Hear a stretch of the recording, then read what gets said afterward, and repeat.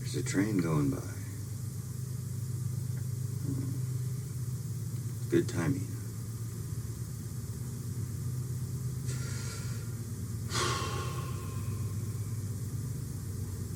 There's a lot of things I've wanted to talk about. Maybe make video on, or just a recording, I guess. Seems like when it gives a chance to do that, for the life of me, can't remember what they were exactly. The things that have just been on my mind more so recently, I guess you'd say, or I would say.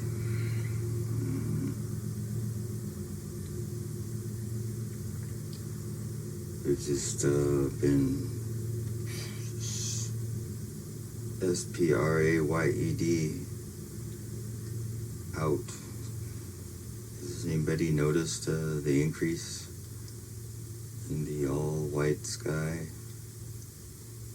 And jetliners, flying figure eights and S's and circles. I mean, I've been on a lot of flights in my life, actually. Probably 30 or 35 different air flights in my whole life. And never once did we fly slowly over neighborhoods, or did I see a trail coming out of the back of the plane, or did we fly just around in circles before we left the town, or as we were coming into the other town to land? Never once did that happen, any of those things. Where I live in Vancouver, you can look to the south and clearly see these jets are climbing they're still from their takeoff as the persistent heavy contrail begins. They're not crossing the canopy of the sky, they're going up clearly and then leveling off about the time they get to Vancouver, and often stopping. The contrail stops after it gets a few miles north often, but then other times on my trips from Port Orchard to Vancouver, and now Seattle to Vancouver, or Ballard, I should say. Every time this month, and it's June, I think today's the 30th, it's the 30th of June, 2024. It's continuous, the entire I-5 corridor, from at least Ballard to Portland, that I can tell, which is a couple hundred miles, but not one break in it the entire way, just white sky. And I can feel the difference in my sinuses, in my lungs, in my mental state, in the clarity, and I can see the difference in the way people act, and you can tell how many people are not outside compared to when it's raining. I mean, compared to the past, it's kind of hard. Some people don't remember the past very well or something. When the population around where I live was said to be half of what it is now, actually a little, 1/3 of what it is now, and any given day out about town, down at the river, or in the taverns and things there were to do, roller skating and whatever, all the things there were to do, there would be easily 5 times, 6 times as many people, maybe 10 times as many people there doing things as there is now, even though there's 2/3 more population.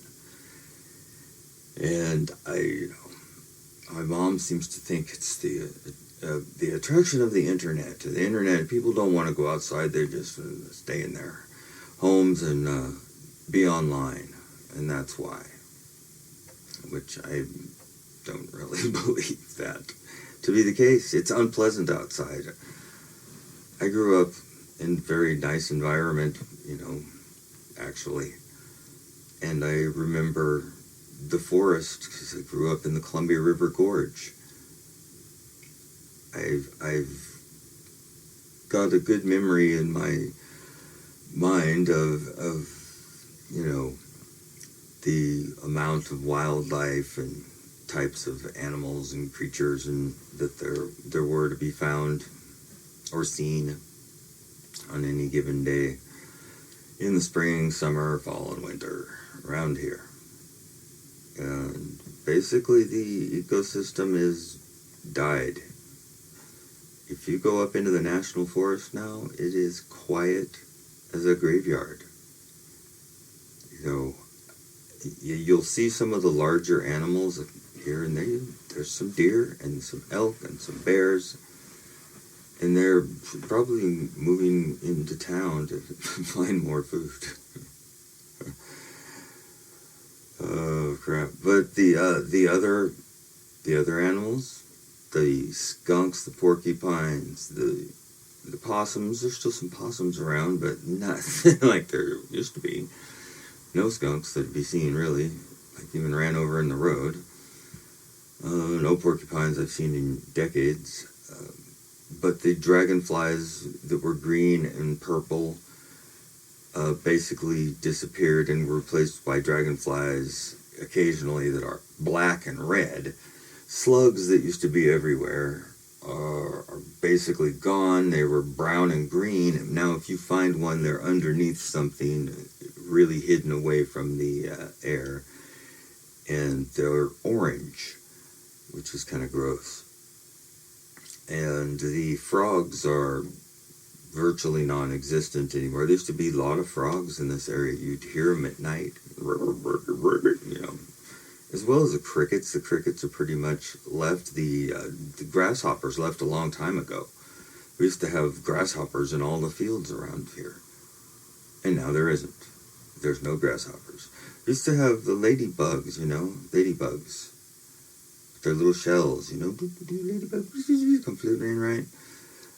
You'd be hard pressed to find one now. And when you do, they're kind of an orange tint now more than a red.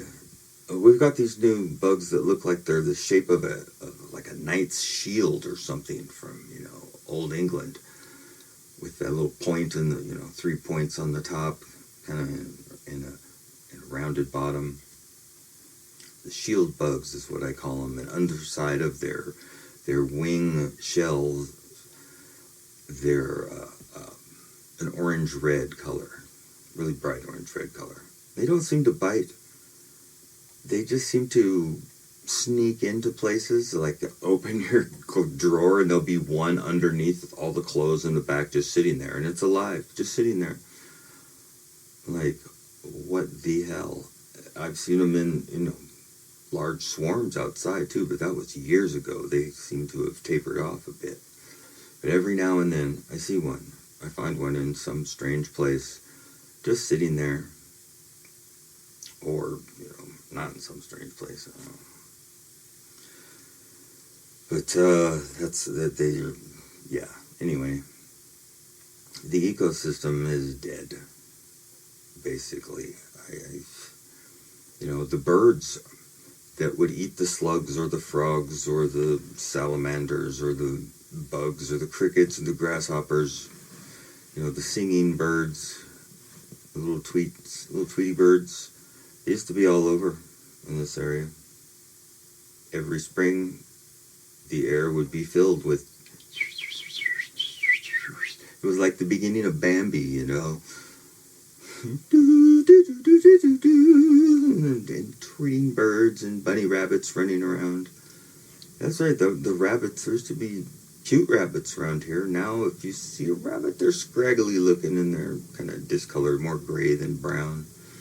There used to be seagulls around here, and you can find a seagull now and then that's like too sick to get to the beach or something, that somehow got left here. But as far as, you know, seagulls in flocks in Vancouver and the area, not really. They've all moved away. But hey, they've been replaced by crows.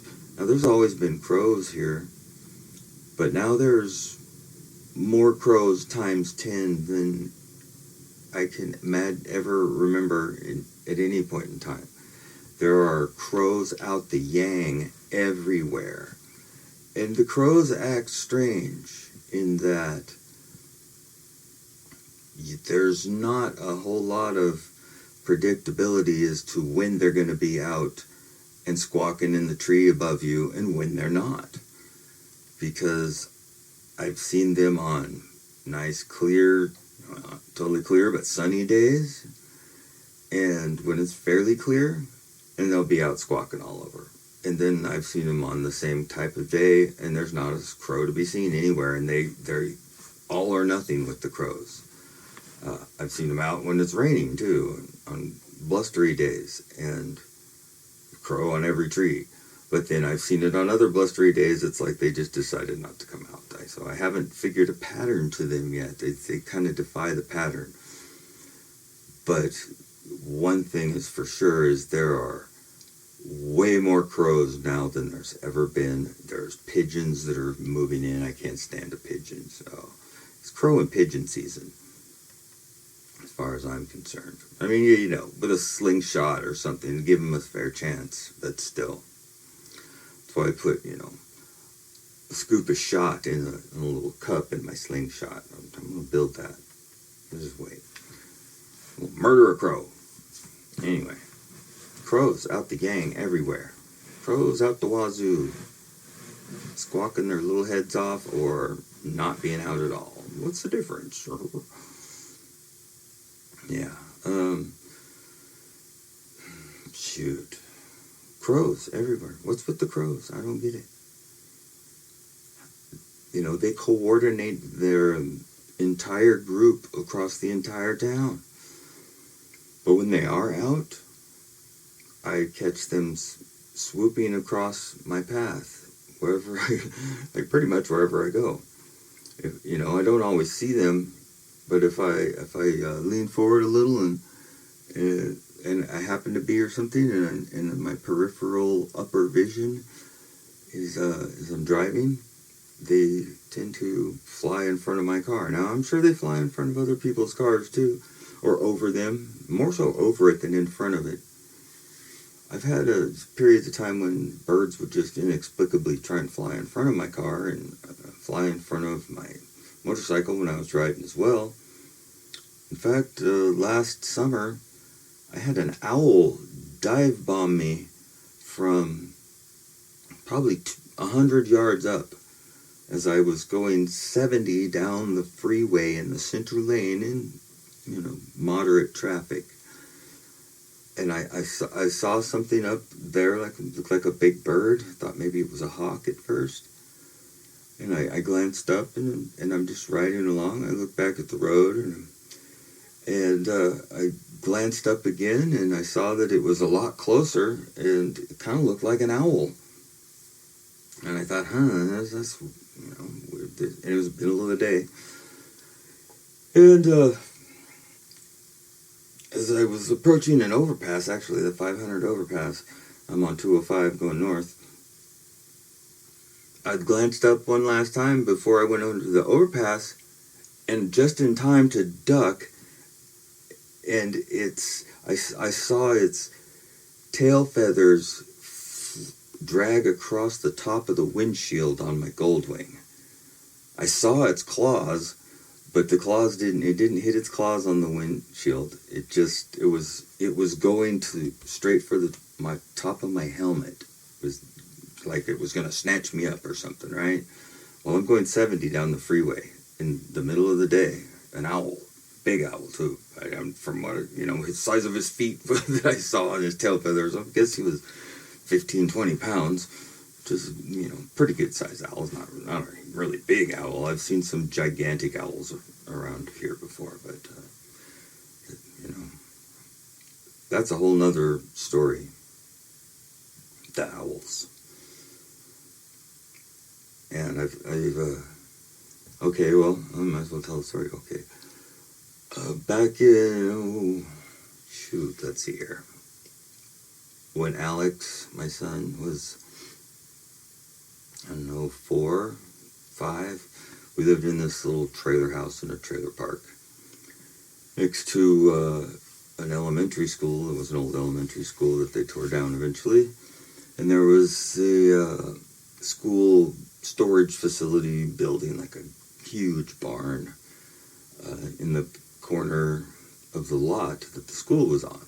And next to it, and it was an old building, and there was some evergreen trees that had been growing next to this building that were probably 150 feet tall, pretty big. And up at the top, so Alex was having these dreams about owls, and he was kind of scared of owls. And he had a nightmare about some owls, and he woke up this night, and his mom and I, assured him that we were okay, and he was okay, and he went back to sleep. And we were on the porch, and there was the moon was out, and it was probably like 1 in the morning. And we were talking about, Alex's thing with the owls. And as we looked up at the tree, a great big owl just hopped off of the tree and went flying off in front of the light of the moon. That was pretty weird. I think that it seems like there was something more to that story too, but I'm not remembering it, every little detail, I guess, right now. But I guess they lived up there, some great big owls. I'd never seen them before, but and another time I was driving my my red Ford Escort out to Jeff's place in Hyacin, which is over Hyacin Bridge up what is it, the North Fork? No, it's the East Fork of the Lewis River, I believe. So I'm going towards Hyacin, and it's just outside of Battleground, Washington. And as I'm driving along, and it's nighttime though, but my headlights kind of light up the sides of the road a little bit. I'm driving along about 40, and it's kind of a woodsy area and then the woods break open. There's a big field, a farmer's field, with just grass in it. And as I get out of the treed area, there's an owl hovering over the ditch to the right side of me. And I was going about 35 or 40, so I didn't see him for a long time. He was lit up in the headlights that were shining off to the side. And no joke, this owl had to have had a 4.5 foot tall body, like from his feet to his head, wingspan of probably 8 feet, and it was flapping its wings slowly, like foof, foof, foof. I saw like 3 flaps of its wings maybe as I went by, and it would bob up and down on just that, that slow of flapping. It was huge owl. It was the glow in his eyes and everything. I was like, holy crap. That's freaked me out. Just a little bit. I mean, that was a big owl to see in person, and he was white, right? I've had several other owl-related encounters as well. I had a house out towards Battleground off of Highway 503. I ran my motorcycle shop out of for a little while. And we had a barn. I was running out of the barn. And we had 2 barn owls that lived upstairs in the barn. I went up there one time, and I didn't know they were, before I knew we had owls that lived in the barn.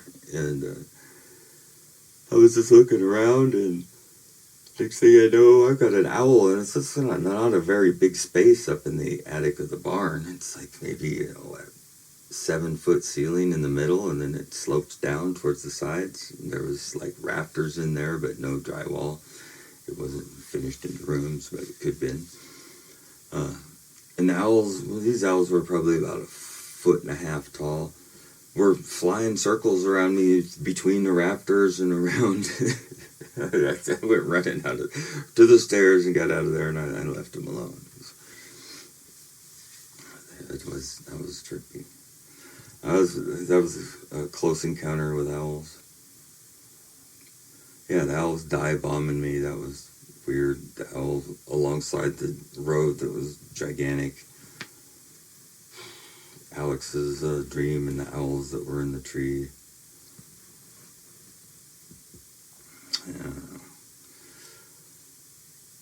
Yeah, it's just I had other things I really would want to talk about, but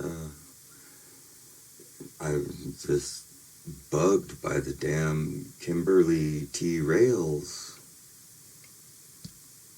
It's just ridiculous. And my aunts and my mom are aging, of course, and they're not going to live forever. But all of them have glandular problems and cancer, of course. Of course, technically, my Aunt Colleen doesn't. She has diabetes. All right, so my mom and my other aunts are dealing with cancers and several different disorders. They're all under health care, too. They all have, our health care plans and believe their doctors are helping them as best they can. And, yeah. But all of them do have breathing issues, trouble there. I have a really sore throat today from the damn spray in here in Ballard. I'm in Ballard right now. They sprayed it out again. We're getting sprayed out. Yeah. I think it's getting late. I better go to bed. I'm going to do some work on the boat here and get something accomplished. I've got to, clean up and reseal the keel. But I guess I'm going to have to wait till Monday when someone from the boatyard comes in so I can get permission, or they can assist me in removing the blocks under the keel so I can let it down to clean it and reseal it. But, shoot. I just can't stand being here. It's going to be sprayed out the whole freaking day. Every day. Has been every time I've been up here in Seattle so far. Not one time in the last couple months have I been up here that it wasn't utterly sprayed out, just like the Hoove.